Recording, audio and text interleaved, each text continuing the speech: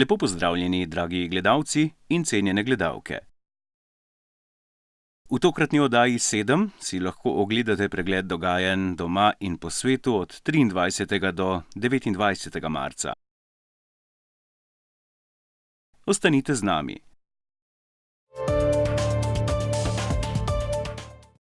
Državni zbor je v četrtek, 26. marca, s 53 glasovi za in 21 glasovi proti zavrnil razpis referenduma o noveli Zakona o zakonski zvezi in družinskih razmerjih.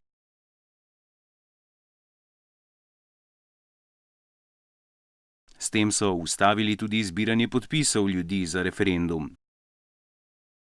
Pobudniki referenduma, koalicije Za otroke gre, se bodo obrnili na ustavno sodišče, kot so že napovedali ob morebitni zavrnitvi referenduma v državnem zboru.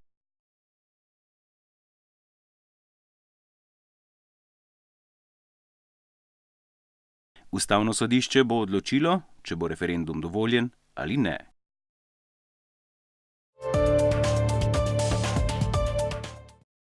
Poslanci so s 46 glasovi za in 16 glasovi proti potrdili novo ministrico za izobraževanje, znanost in šport Klavdijo Markeš.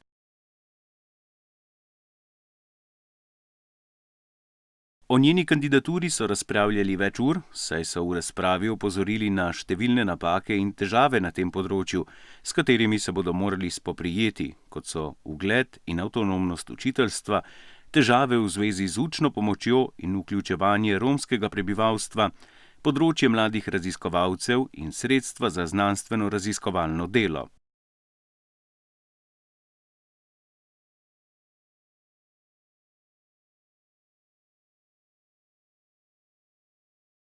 Markeževa prihaja iz poslanskih vrst SMC-ja in je že prisegla pred državnim zborom.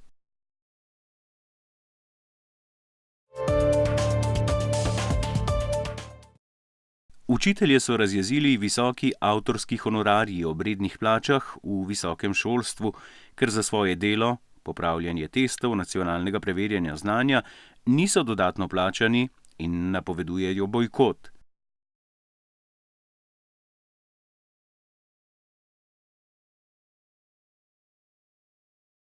Če do izvedbe letošnjega preverjanja znanja, ki bo na začetku maja, ur ne bodo ovrednotili in jih tudi plačali, bodo učitelji ocenjevanje bojkotirali.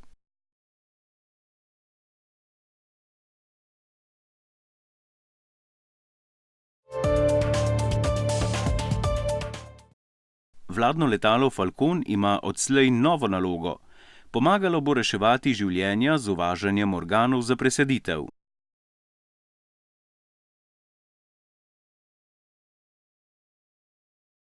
Podpisana je namreč pogodba med obrambnim ministrstvom in zavodom Slovenija Transplant. Takšen podpis jim omogoča boljšo logistiko in strokovnjaki se bodo lahko osredotočili na druge naloge, saj je prevoz organov poseben postopek, kajti organi, posebej srce in jetra, morajo biti pripeljani varno in pravočasno.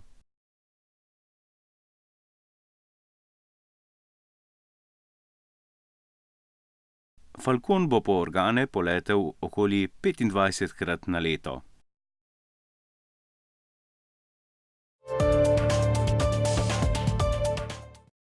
V petek, 27. marca, je državni zbor slovesno zaznamoval 25. obletnico zakona o slovenski himni. Skupščina Republike Slovenije je isti dan leta 1990 sprejela zakon o slovenski himni, ki je določil, da himna postane 7. kitica pesmi Franceta Prešerna Zdravljica.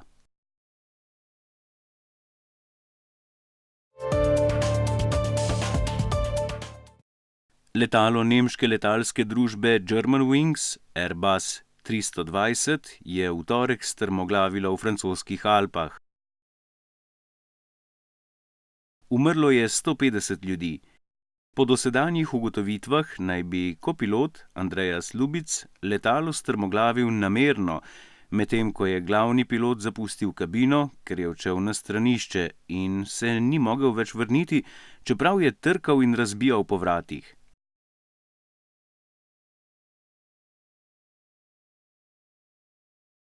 Na posnetkih črne skrinjice je bilo slišati moledovanje in jokanje pilota. Ko pilot je bil ves čas tiho, slišalo se je samo njegovo dihanje. Ljubic naj bi se zdravil za hudo obliko depresije. Na usodni dan bi moral biti na bolniškem dopustu, a je bolniški list strgal. Po zadnjih ugotovitvah naj bi imel Ljubic težave z vidom in naj bi kasneje celo oslepel. Na območju tragedije se preiskovalci trudijo čim prej zbrati posmrtne ostanke žrtev. Doslej so izolirali že 78 različnih nizov DNK. V Utahu za usmrtitev znova uvajajo strelski vod. Temu je botroval niz neuspešnih usmrtitev z injekcijami v več drugih državah. V zadnjih letih so farmacevtska podjetja zmanjšala ponudbe strupenih sestavin, ki jih uporabljajo pri usmrtitvah, zaradi česar je prihajalo do pomanjkanja smrtonosnih injekcij. Guverner Utaha Gary Herbert je zakon HB11 podpisal v ponedeljek. Ta zakon v primerih, ko smrtonosnih injekcij ni na voljo, dovoljuje izvršitev smrtni kazni s streljanjem. Nasprotniki so novo zakonodajo označili kot barbarsko, saj na Utah meče senco zaostalosti in surovosti.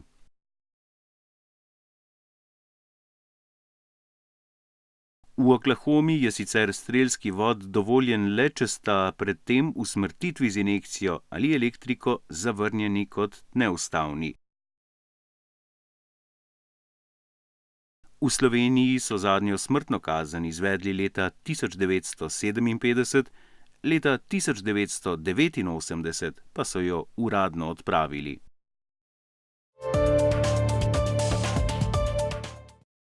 Od sobote 28. marca v Kanti-Mansijsku v Rusiji potekajo 18. zimske olimpijske igre gluhih. Slovenska tekmovalka Anja Drev tekmuje v smučanju v vseh kategorijah in to je njen prvi nastop na olimpijskih igrah gluhih.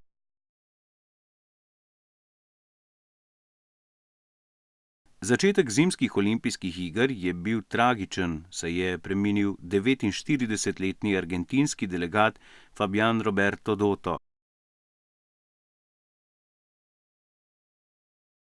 Vzrok smrti je bila odpoved srca. Za seboj je pustil ženo in 4 otroke.